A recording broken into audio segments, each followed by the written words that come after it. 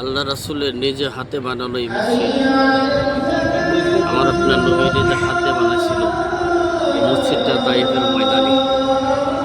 আল্লাহ রাসূলের নিজে হাত দিয়ে গড়া মসজিদ, সে কত বছর পার হয়ে গেছে। সৌদি সরকার এই মসজিদটা সুন্দর হেফাজত করে রেখেছে। ভিতরের দৃশ্য, ভিতরে যাওয়ার জন্য কোনো পারমিশন নাই।